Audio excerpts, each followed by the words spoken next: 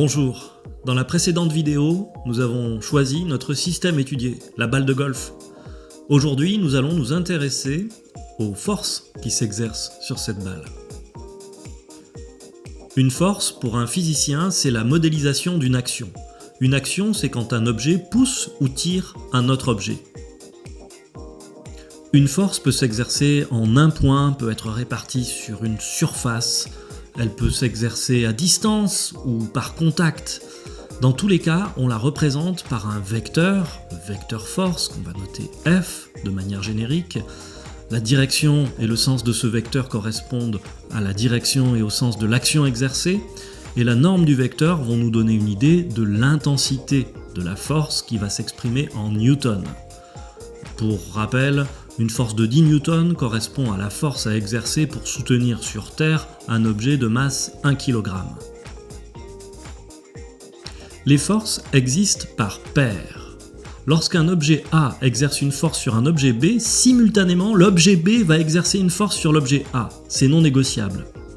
La bonne nouvelle, c'est qu'en définissant notre système étudié, disons l'objet A, nous ne tiendrons compte que de la force exercée par B sur A. La force exercée par A sur B n'aura aucune importance.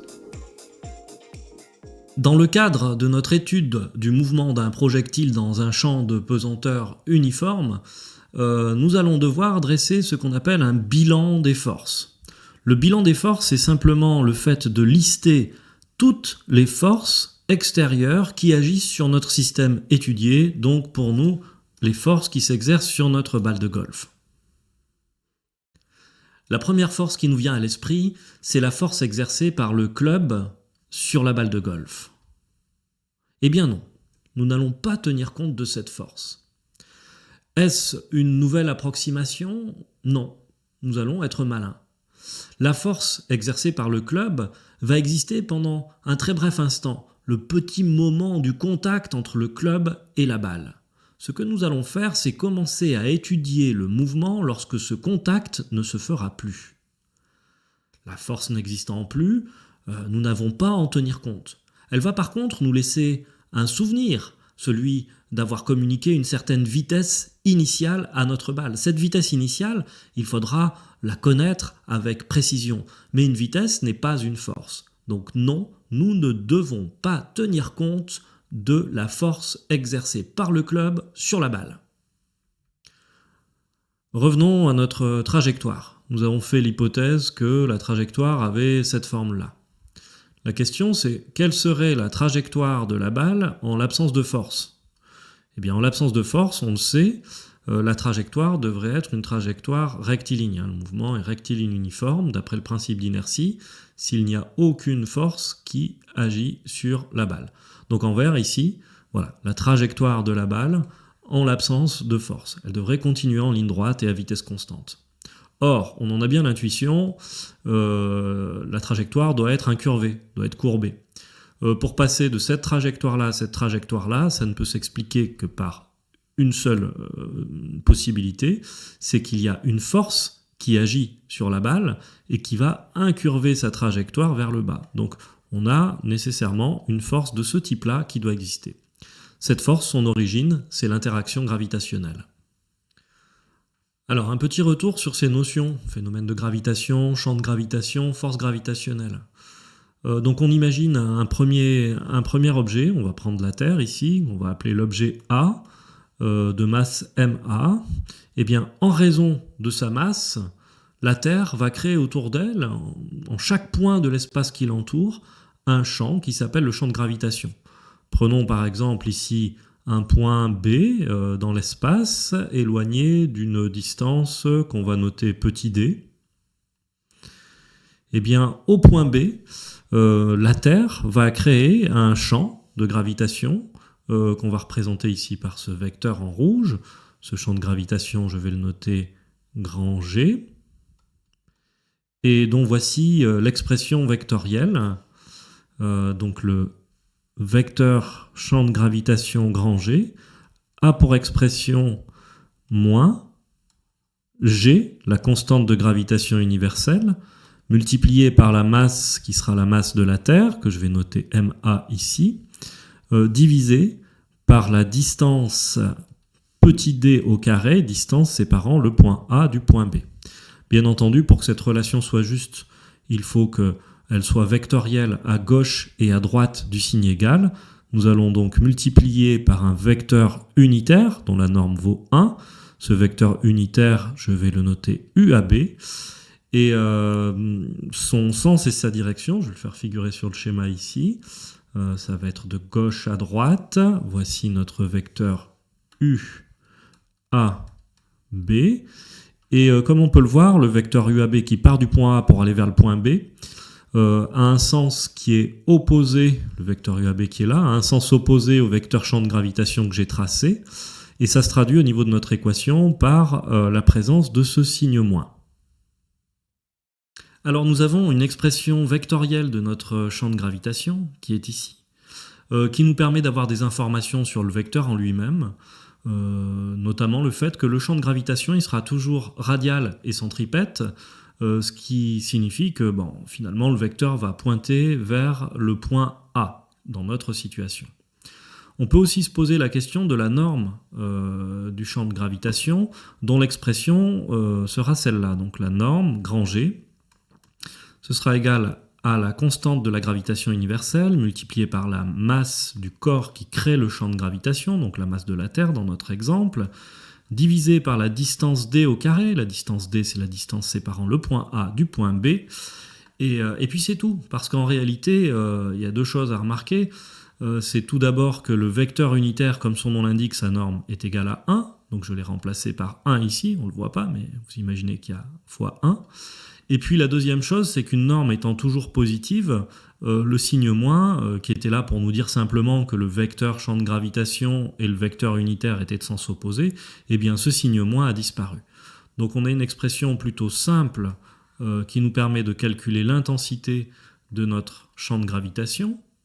L'unité de ce champ, ce sera les newtons par kilogramme, newton kilogramme moins 1. Une alternative, c'est d'exprimer aussi cette valeur en mètres multiplié par des secondes moins 2, des mètres par seconde au carré. Ces deux unités sont parfaitement similaires, parfaitement identiques. Alors dans cette relation, une première chose que l'on remarque, c'est que la valeur du champ de gravitation dépend de la distance séparant le point A et le point B.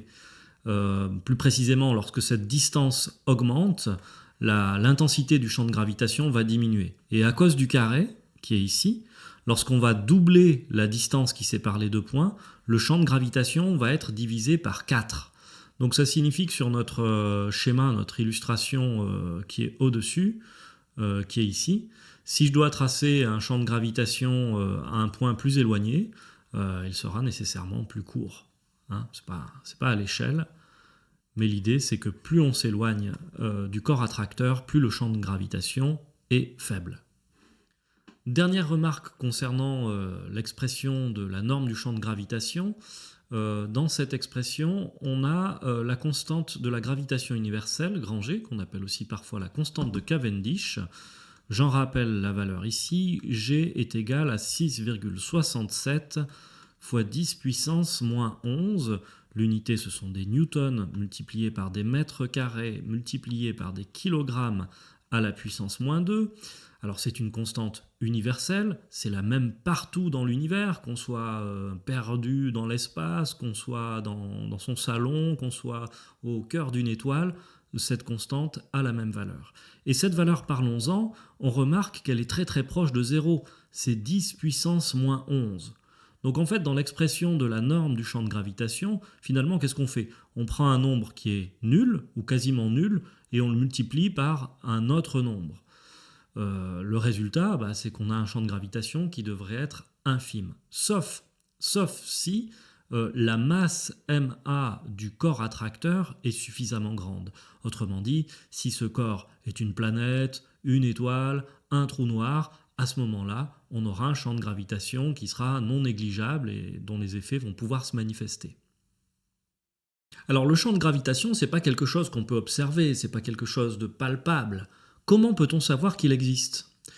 Eh bien, il va nous suffire de placer au niveau du point B un objet de masse mb.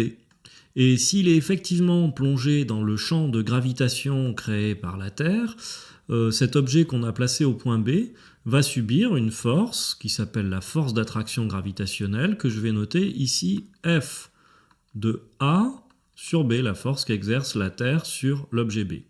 L'expression de cette force d'attraction gravitationnelle est la suivante.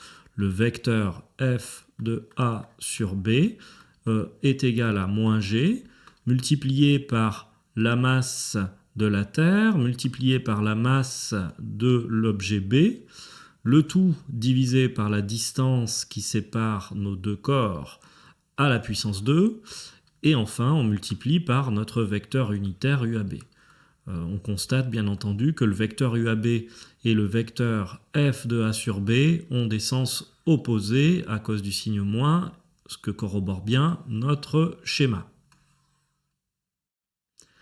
Alors quand on observe nos deux expressions vectorielles, celle du haut qui est celle du champ de gravitation généré par la Terre, et puis celle qui est en dessous qui est l'expression vectorielle de la force de gravitation subie par le corps de masse mb qui est attiré par la Terre, on s'aperçoit que ces deux expressions sont quand même assez ressemblantes.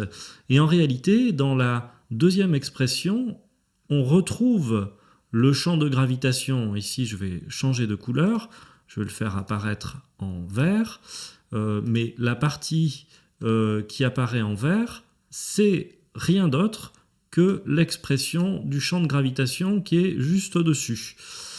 Autrement dit, on peut donner une autre relation pour exprimer notre force d'attraction gravitationnelle, à savoir F de A sur B, qui sera égale à la masse mb multipliée par le vecteur champ de gravitation. Cette nouvelle expression de la force d'attraction gravitationnelle, F de A sur B, nous fait penser à une autre expression bien connue, celle qui permet d'exprimer le poids d'un système P égale M fois G. C'est pas un hasard, c'est-à-dire qu'elles décrivent le même phénomène, c'est le phénomène de gravitation dans les deux cas. Donc ici, on a ce qu'on appelle le poids d'un corps, c'est une force, et ici nous avons la force d'attraction gravitationnelle, force gravitationnelle. Dans les deux cas, on a la masse des objets qui sont soumis à cette force. Et puis enfin, on a ici le champ de gravitation.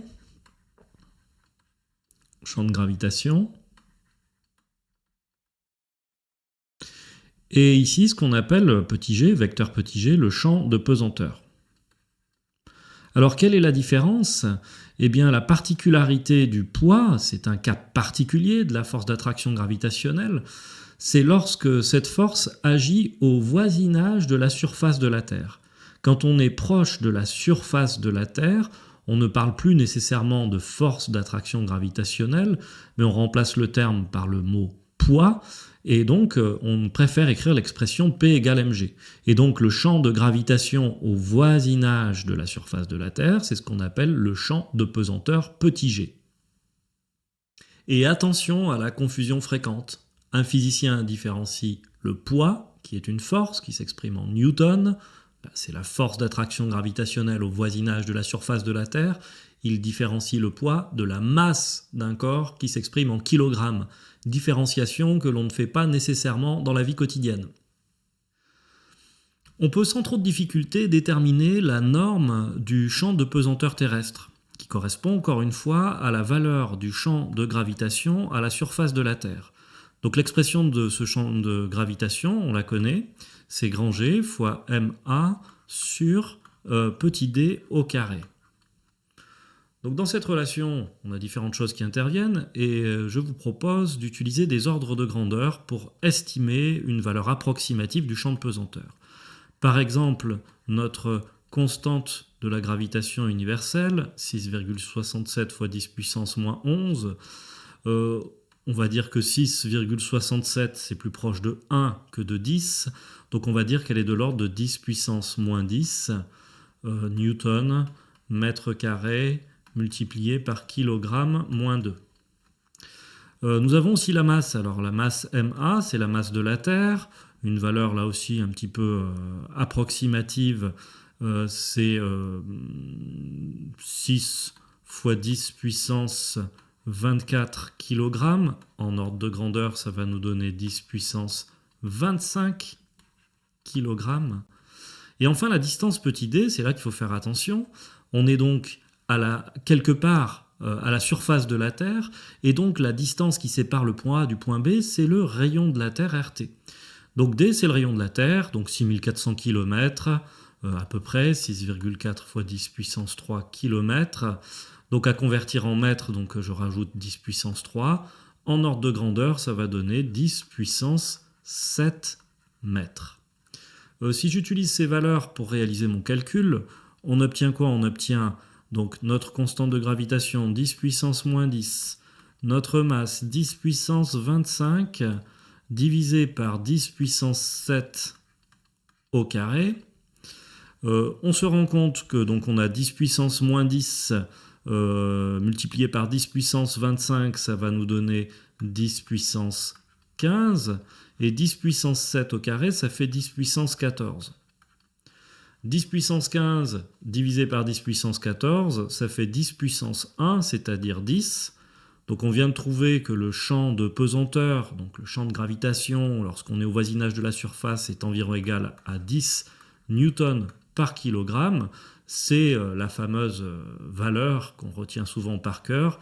Le petit g égale 9,8 newtons par kilogramme. Mais attention, contrairement à la constante de la gravitation universelle, ce nombre va varier en fonction de la latitude, en fonction de l'altitude et en fonction de l'astre sur lequel on se trouve. Par exemple, sur la Lune, petit g sera égal à 1,6, sur Mars 3,7, etc. Alors, nous venons de discuter de notre champ de pesanteur du point de vue de sa norme. Mais maintenant, parlons du vecteur champ de pesanteur, donc en termes de direction et de sens. Sur cette illustration, nous voyons notre planète bleue au milieu, et les petites flèches rouges représentent le champ de gravitation à une certaine distance de la surface, distance pour laquelle le champ de gravitation a une norme d'à peu près 1,1 newton par kilogramme. Mais le champ de pesanteur, c'est le champ de gravitation au voisinage de la surface de la Terre. Donc rapprochons-nous de cette surface et regardons ce qui se passe. Tout d'abord, la norme, la valeur, l'intensité du champ de gravitation augmente. On arrive à 8, 9, mais surtout, on voit que les vecteurs champs semblent devenir parallèles entre eux. Bien sûr, c'est une approximation parce que tous ces vecteurs que l'on voit sur cette illustration en rouge, en réalité, pointent vers le même endroit, le centre de la Terre. Mais le rayon de courbure de la Terre est tellement grand qu'ils vont nous paraître parallèles. C'est pas une approximation horrible, c'est quelque chose qui tient tout à fait la route quand on est près de la surface. On peut considérer que notre vecteur champ de pesanteur est vertical, qu'il pointe vers le bas, que sa norme est d'environ 9,8 newtons par kilogramme, et également qu'il est uniforme, c'est-à-dire qu'en chaque point de l'espace près de la surface, on peut considérer que le vecteur a les mêmes propriétés. Faisons maintenant figurer le champ de pesanteur sur notre schéma. Comme nous l'avons vu, il est vertical et vers le bas. En quel point dois-je le représenter? Eh bien, n'importe où, puisque ce champ est uniforme. Je vais choisir par exemple ce point et tracer un vecteur vertical vers le bas. Je vais l'appeler vecteur G et je pourrais le représenter n'importe où ailleurs. Par exemple ici, je dois représenter rigoureusement le même vecteur. Même direction, même sens et même norme. Donc notre balle de golf va accomplir son mouvement en étant en permanence plongée dans ce champ de pesanteur qui est uniforme. Venons-en maintenant à notre bilan des forces. La balle étant plongée dans le champ de pesanteur, elle est soumise à une force qui s'appelle le poids, qu'on va noter P. L'expression vectorielle de cette force est vecteur P est égal à M, la masse de la balle de golf, multiplié par le vecteur champ de pesanteur que nous venons de représenter sur le schéma. Le point d'application du poids, c'est ce qu'on appelle le centre de gravité de l'objet. Donc centre de gravité qu'on note parfois grand G. Et pour un objet à symétrie sphérique dont la masse est uniformément répartie, ce centre de gravité, la balle est sphérique, et ben c'est le centre de la balle. La direction du vecteur poids sera la même que le vecteur champ de pesanteur. Oui, c'est dans cette expression, on voit que le vecteur poids et le vecteur champ de pesanteur sont collinéaires. De plus, la masse est toujours un nombre positif, donc non seulement le vecteur poids et le vecteur champ de pesanteur auront même direction, mais aussi même sens. Donc la direction du vecteur poids, elle est verticale, et le sens vers le bas. Enfin, si nous devons calculer la norme de cette force, nous allons simplement réutiliser l'expression vectorielle, mais nous allons enlever les flèches puisque les deux vecteurs sont collinaires. Nous avons donc P égale mg. Grande prudence au niveau des unités.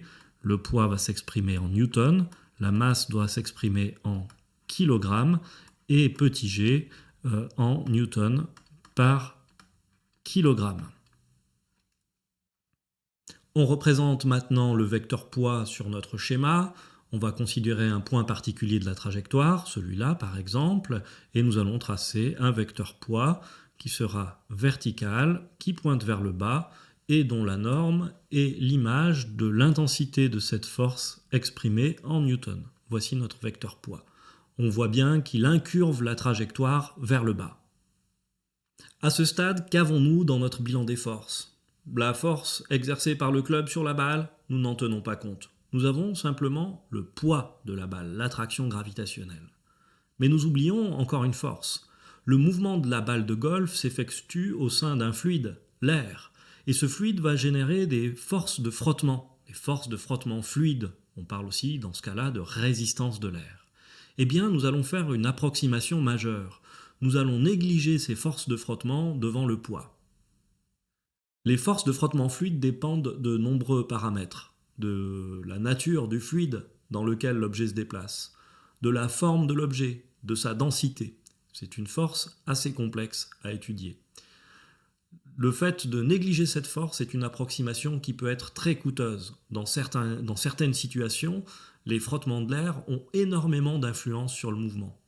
Pour un tir d'une balle de fusil de 10 grammes qui est propulsée à une vitesse de 850 mètres par seconde à la sortie du canon, en négligeant les frottements de l'air, on peut montrer que la portée du tir est de 74 km. Alors que dans la réalité, où les frottements sont bien présents, cette portée ne sera en fait que de 3,7 km.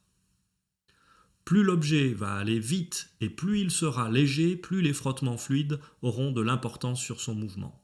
Étant donné que la vitesse de la balle de golf reste raisonnable, ce n'est pas une approximation complètement absurde. Et voilà, nous venons d'établir notre bilan des forces. Nous considérons que notre balle n'est soumise qu'à une seule force, son propre poids. En physique, quand un objet n'est soumis qu'à son propre poids, on dit qu'il est en chute libre. Attention, quand quelqu'un saute d'un avion pour faire de la chute libre, d'un point de vue de la physique, ce n'est pas une chute libre, puisque les forces de frottement sont présentes et très importantes. Dans la prochaine vidéo, nous nous intéresserons aux conditions initiales. Où se trouve la balle à l'instant t égale 0 et quelle est sa vitesse? A bientôt!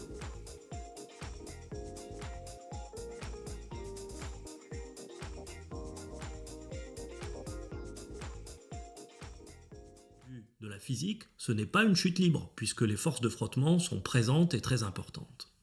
Dans la prochaine vidéo, nous nous intéresserons aux conditions initiales.